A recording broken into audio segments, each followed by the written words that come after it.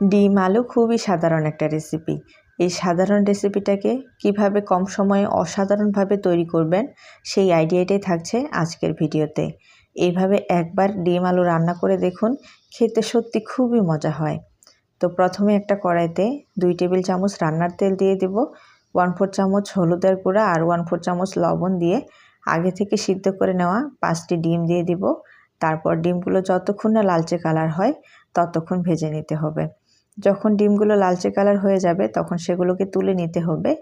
আর ওই একই তেলে দিয়ে দিব আগে থেকে সিদ্ধ করে নেওয়া আলু আর সামান্য পরিমাণে হলুদের গুঁড়া, সামান্য পরিমাণে লবণ দিয়ে যতক্ষণ না আলুগুলো লালচে কালার হয় ততক্ষণ ভেজে নিতে হবে। তো এই যে দেখুন আমার এখানে আলুগুলো লালচে কালার হয়ে গেছে, এখন এগুলো তুলে নিচ্ছি। তারপর আবারও 1 টেবিল চামচ রান্নার তেল দিয়ে সেখানে 1 কাপ পরিমাণে পেঁয়াজ কুচি দিয়ে দিচ্ছি আর 1 ইঞ্চির মতো আদা, 1 টেবিল চামচ রসুনের কোয়া দিয়ে যতক্ষণ না পেঁয়াজটা নরম হয় ততক্ষণ ভেজে নিয়েছি। যখন পেঁয়াজটা নরম হয়ে যাবে তখন সেখানে দিয়ে দিতে হবে মাঝারি সাইজের 2টি টমেটো। তারপর আবারও কিছুক্ষণ নেড়েচেড়ে নেব। সবশেষে এখানে আমরা দিয়ে দিব ফ্রেশ কুড়ানো নারিকেল। আমি এখানে 1/3 কাপ পরিমাণে নারিকেল কুড়ানো নিয়েছি। তারপর সব কিছুর সাথে ভালো করে মিশিয়ে ব্লেন্ডার করে নিতে হবে। আর অবশ্যই ফ্রেশ কুড়ানো নারিকেলটা দেওয়ার চেষ্টা করবেন, এতে করে অনেক স্বাদ বেড়ে যাবে। তারপর কড়াইটাকে পরিষ্কার করে সেখানে 2 টেবিল চামচ রান্নার তেল দিয়ে দিব, 1 চামচ সাদা সরিষা ফোড়ন দিয়ে ব্লেন্ডার করা মশলাটাকে দিয়ে তেলের সাথে ভালো করে মিক্স করে নিতে হবে। এরপর সেখানে 1 চামচ মরিচের গুঁড়া, 1/2 চামচ হলুদের গুঁড়া আর 1/2 চামচ গরম মশলার গুঁড়া, 1/2 চামচ লবণ দিয়ে দিলাম। তারপর ভালো করে মশলাটার সাথে মিশিয়ে নিতে হবে। সুন্দর একটা কালার আসার জন্য আমি এখানে দিয়ে দিচ্ছি 1 চামচ কাশ্মীরি মরিচের গুঁড়া। চাইলে এটা আপনারা স্কিপ করতে পারেন, আমি এখানে সুন্দর একটা কালার আসার জন্য এটাকে ব্যবহার করেছি। তারপর খুবই ভালো করে মশলাটাকে কষিয়ে নিতে হবে।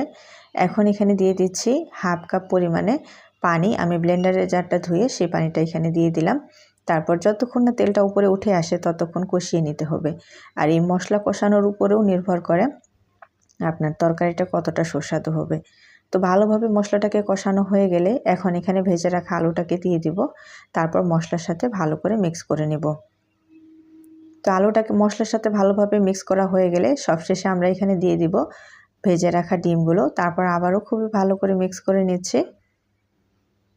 তো মেশানো হয়ে গেলে তারপর পরিমাণ মতো ঝোল দিয়ে দিতে হবে। আর এই তরকারিটা কিন্তু খুব বেশি একটা ঝোল হবে না, মাখা হবে, সেই বুঝে পানির পরিমাণটাকে দিয়ে দিবেন। তারপর খুবই ভালো করে মিক্স করে নিচ্ছি। এখন ঢাকনা দিয়ে ঢেকে রান্না করব 2 থেকে 3 মিনিটের জন্য।